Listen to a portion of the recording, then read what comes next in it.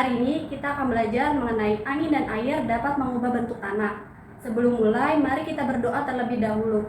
Bismillahirrahmanirrahim. Mengenai tema kita hari ini yaitu angin dan air dapat mengubah bentuk tanah. Bagaimana bisa? Ada yang tahu tidak? Kekuatan angin dan air dapat mengubah bentuk bentang alam dengan mendorong. Angin dan air terkadang bertindak bersama-sama untuk membuat perubahan yang lebih besar seperti erosi. Apa itu erosi? Erosi adalah proses pengikisan lapisan permukaan bumi yang diakibatkan oleh angin, air, dan es. Selanjutnya, mari kita siapkan alat dan bahan untuk bereksperimen. Anak-anak sudah siap belum? Kalau sudah, mari kita mulai. Yang pertama, di sini ada tanah yang telah bercampur dengan batu. Yang kedua ada tanaman. Yang ketiga ada air.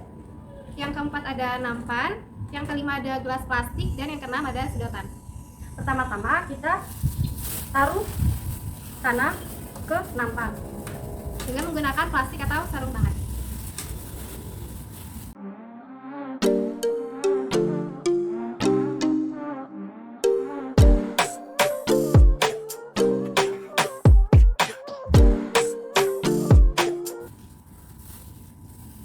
Lalu taruh tanaman di atas tanah.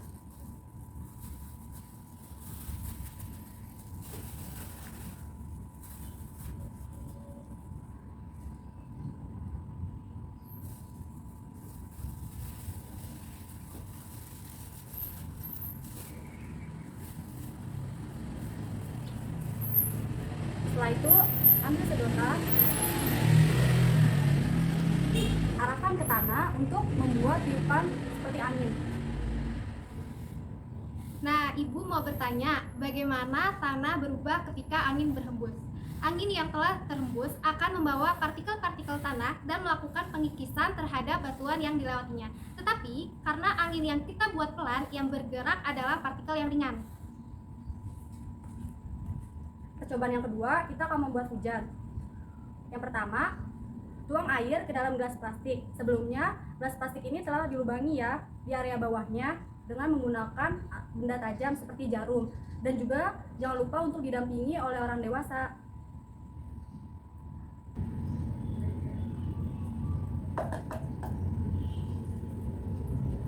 Ibu akan bertanya lagi, bagaimana tanah berubah ketika air hujan mengalir? Hujan dapat menghancurkan permukaan tanah. Seringkali lihat saat hujan terdapat aliran permukaan. Nah, itulah permukaan tanah yang hancur oleh hujan. Selanjutnya, kita akan melakukannya dengan secara berbarengan.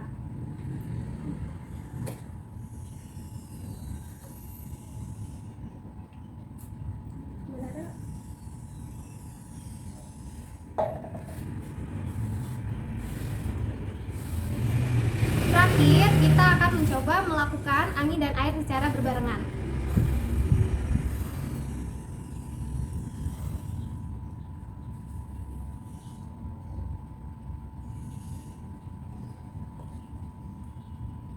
Nah, angin dan air yang dilakukan secara bersamaan akan membuat perubahan yang besar seperti erosi. Ada beberapa macam erosi, yaitu pertama, erosi air sungai atau abrasi. Bisa dilihat gambarnya di sini. Erosi air sungai ini berlangsung akibat adanya volume air yang mengalir dengan cepat dan dengan debit air yang cukup besar, serta mengangkut berbagai benda padat. Aliran air ini akan menimbulkan pengikisan hulu sehingga terbentuklah lembah, sungai, serta jurang. Yang kedua, erosi air laut atau abrasi. Erosi air laut disebabkan oleh adanya pukulan ombak laut yang menerpa tebing-tebing pantai secara terus-menerus sehingga terjadi kerusakan. Yang ketiga, ada erosi angin atau korasi. Gambarnya bisa dilihat di sini. Proses erosi yang disebabkan angin banyak terjadi di wilayah yang agak kering, seperti wilayah gurun pasir. Yang keempat, ada erosi es atau glacier. Erosi es terjadi ketika tumpukan es bergerak secara perlahan ke bawah, kemudian mengikis lembah-lembah yang ada di pegunungan. Nah, cara mencegah agar tidak terjadi erosi yaitu yang pertama, terracering. Terracering adalah teknik penanaman di lahan miring yang dibuat bertingkat dan biasanya ada di dataran tinggi. Yang kedua, ada reboisasi. Reboisasi merupakan penanaman kembali hutan gundul. Oke, pembelajaran kita hari ini sampai di sini terlebih dahulu. Selanjutnya kita ucapkan hamdalah. Alhamdulillahirabbil alamin. Ibu akhiri pembelajaran kita hari ini. Wassalamualaikum Assalamualaikum warahmatullahi wabarakatuh.